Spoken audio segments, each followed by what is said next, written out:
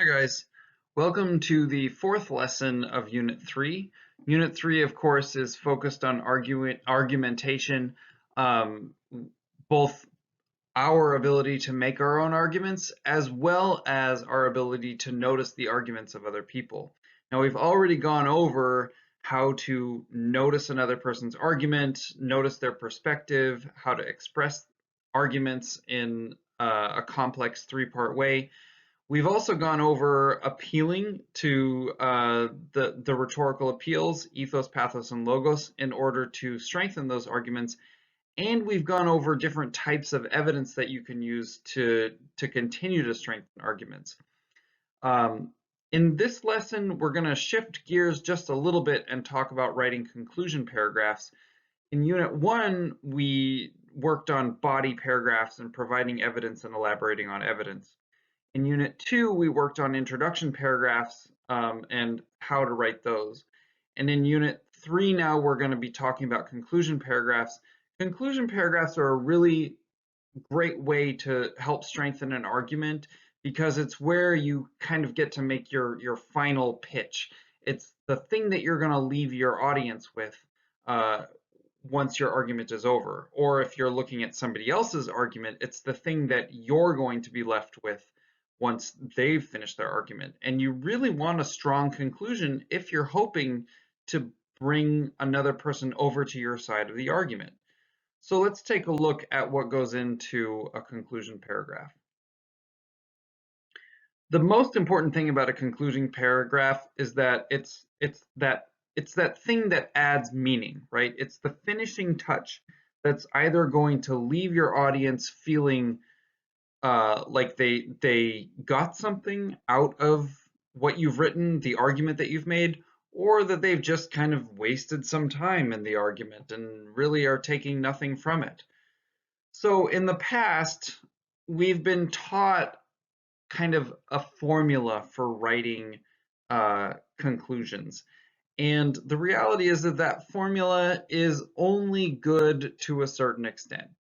So what we've been told by previous teachers is probably something like this. Number one in a conclusion paragraph is use a standard transition. You say something like in conclusion or to wrap up.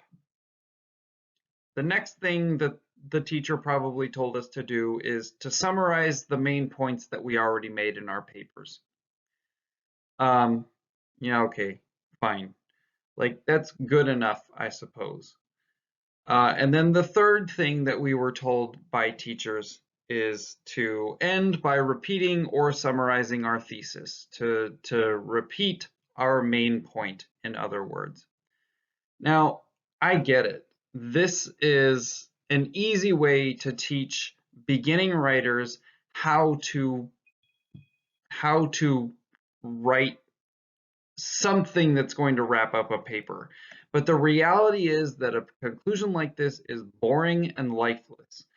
If everybody uses one of two transitions in conclusion or to wrap up or something along those lines, then it's just like, well, what sets you apart from anybody else? And in addition to that, why does your reader need to be told that this is the concluding paragraph when they can clearly see that it's the concluding paragraph? Summarizing main points. Well, why does anybody need to read a summary of main points that were literally just made a paragraph or two before that, right? Why do we need to be retold? If the writer has done their job, then why do we need to reiterate the job that they've already done that we've literally just read?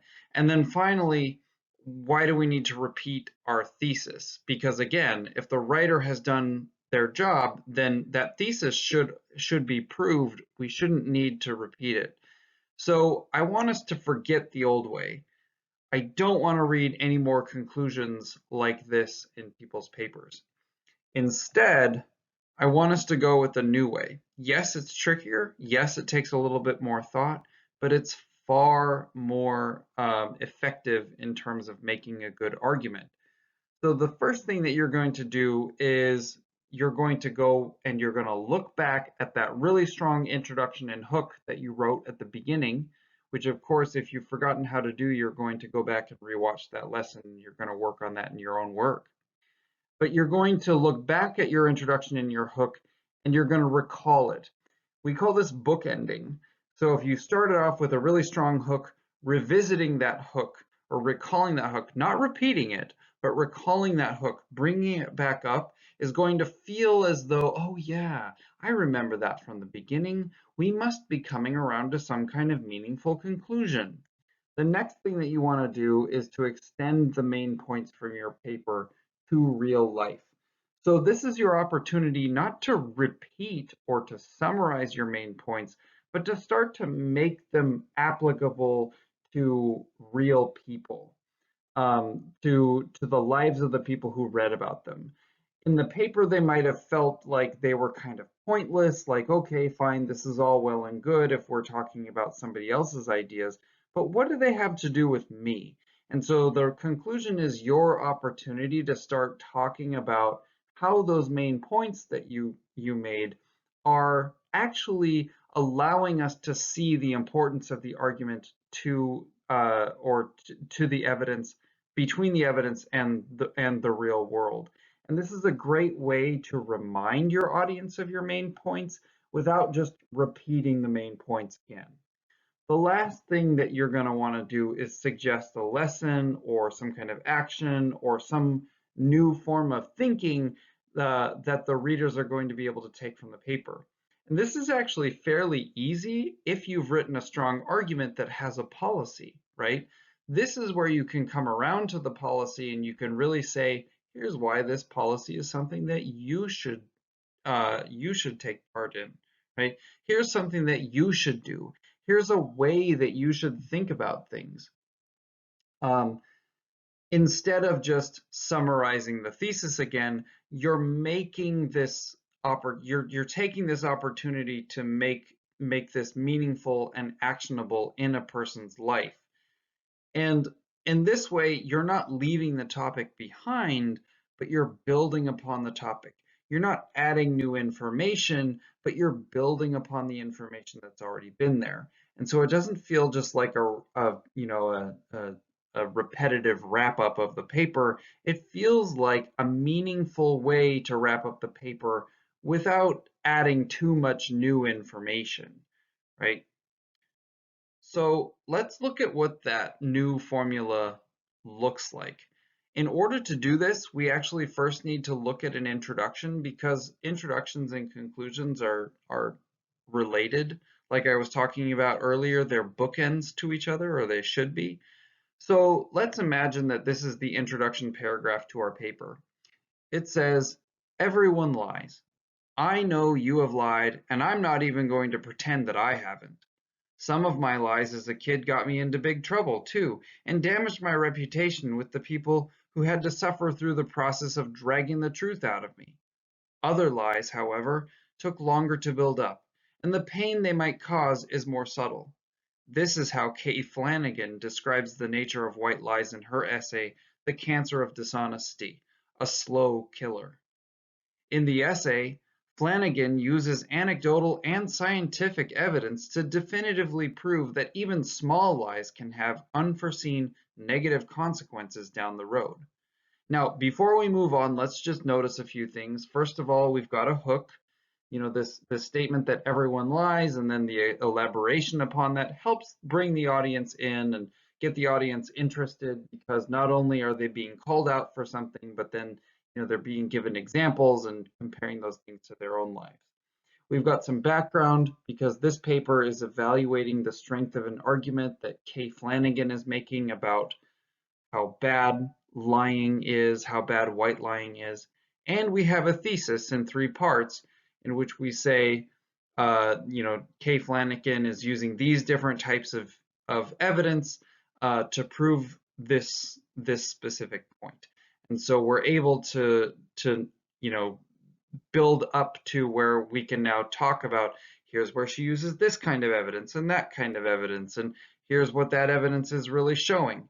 So we can imagine then that we would have body paragraphs doing all of that, proving the thesis, proving that she's using anecdotes, proving that she's using scientific evidence, and elaborating upon how those different types of evidence are leading to those unforeseen negative consequences, and hopefully showing that we understand her argument. Now, if we came to the end of those body paragraphs and we were following the old formula for conclusions, then our conclusion might sound something like this. To sum up, Kay Flanagan uses lots of different stories from people she interviewed to show that even little white lies can lead to big consequences. She also uses lots of scientific data from different studies about lying to back her up. After reading this paper, it is clear that she is correct, that lying can have bad consequences whether you have committed big lies or little lies. Now, okay, fine. But notice that we have those three things that I said not to do anymore, right? That kind of boring, to sum up, transition. Then there's kind of this repetition of the different types of evidence that came in the body paragraphs. She used stories. Okay, there's the anecdotes thing. She used scientific data. Okay, there's that from the thesis. And the consequences thing. So it's basically just a repetition of what I would assume is what you talked about in the paper already, since that's what you had, that's the thesis that you had to prove. It's boring, it doesn't tell me anything new. Why did we even write this paragraph? But if we have a better conclusion paragraph that does what I was talking about in the new version, then it might look something like this. Still, all this information doesn't mean that people are going to stop lying. It's part of our nature, and we have all either seen others or experienced firsthand the results of getting caught in lies. All the anecdotes and data in the world will not stop us from trying to save ourselves in the moment when we must decide whether or not to come clean. But perhaps Flanagan's argument will force us to take the extra second or two that it requires to simply consider whether the reputational consequences of the lie might be worth the short-term benefit. I can't keep anyone from lying, but everyone can consider the cost. So in this case, we've just got a regular old transition that references what probably came before in the paper.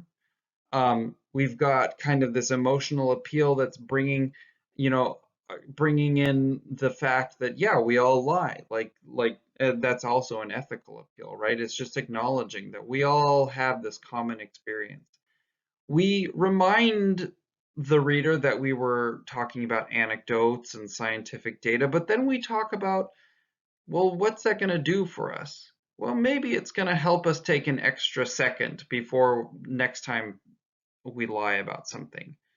And that leads us to the kind of wrap up sentence where it says, so next time consider the cost of lying. Don't just do it. Now that we've made this argument, stop and think a little bit more.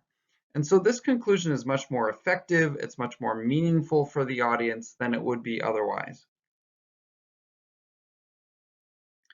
Now that we've gone over these ideas, you're going to practice writing meaningful conclusions for your own work based on some of the readings that we've done so far. Please be prepared to share that work with the class.